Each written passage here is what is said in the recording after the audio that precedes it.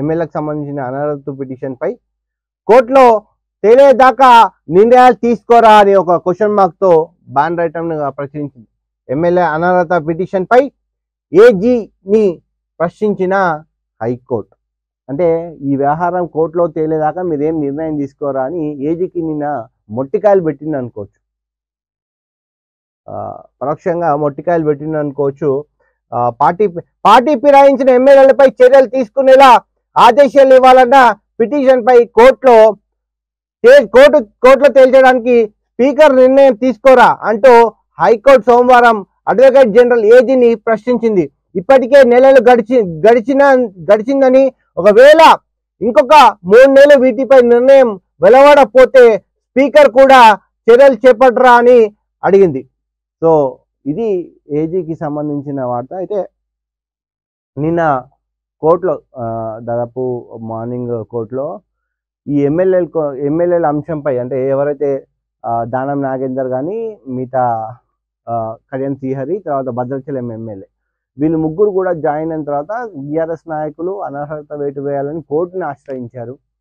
So ఈ కోర్టులో ఆశ్రయించి నిన్న రివ్యూ పిటిషన్కి రావడం జరిగింది. పిటిషన్లో ఏజీకి మొట్టికాయలు వేసిందని చెప్పుకోవచ్చు మనము. ఏంటంటే మీరు స్పీకర్ ఏం చేస్తున్నారు, స్పీకరు ఆయన చేయాల్సిన పనులు చేయకుండా వేరే పనులు ఏం చేస్తున్నారా, ఎందుకంటే దాదాపు ఇప్పుడు 2 నెలలు గడుస్తూ ఉంది, ఈ అంశంపై స్పీకర్ పక్కకి పెట్టారు, మరొక 2 నెలలు కోర్టు వాయిదా వేస్తే స్పీకర్ కూడా అలానే ఉంటాడా అని కూడా గురుగా అయినట్టు కూడా మనం చూస్తూ ఉన్నాం. ఇక్కడ ఏమంటారంటే ఒకవేళ కోర్టే తేల్చాలంటే మాత్రం ఖచ్చితంగా టైం పడుతుంది అన్నట్టు కూడా చెప్పింది. సో స్పీకర్ ఒకవేళ నిర్ణయం ఎట్లా తీసుకుంటారు ఏంటి అనేది కూడా చూడాలి.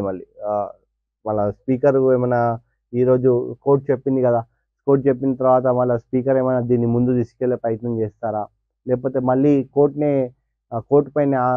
తీర్పు పైన ఆధారపడి ఉంటారనేది కూడా చూడాలి మనం. ఎందుకంటే ఇటువంటి ప్రజాస్వామ్యంలో మొన్న కూడా చెప్పాను నేను, ఏంటంటే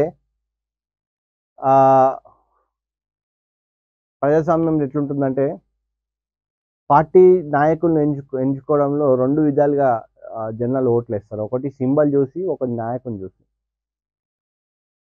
సింబల్ని చూసి ఓటేసిన వాళ్ళందరినీ మోసం చేసినట్టే ఈ పార్టీ మారిన వాళ్ళు. ఖచ్చితంగా రైట్ టు రీకాల్ అనే ఆప్షన్ ఉండాలి. సో ఎప్పుడైతే ప్రజాస్వామ్యంలో మనం ఎన్నిక ఓట్లు వేసామో, ఎవరైతే ఎమ్మెల్యేలు, ఎంపీలు, మరొక రాజకీయ నాయకులు ఎవరైతే ఉన్నత స్థాయిలో ఉన్నారో వీళ్ళు పార్టీలు మారినప్పుడు కానీ నచ్చినప్పుడు, జనాల్లో నచ్చినప్పుడు ఖచ్చితంగా రైట్ టు రీకాల్ అనే పద్ధతిని తీసుకురావాలి. ఖచ్చితంగా అది ప్రజల చేతిలోనే ఉండాలి. అప్పుడైతేనే ఈ రాజకీయ నాయకులు ప్రతి ఒక్కరు భయం గుప్పిట్లో ఉంటారు, ప్రతి పనులు కూడా సక్రమంగా చేస్తారు.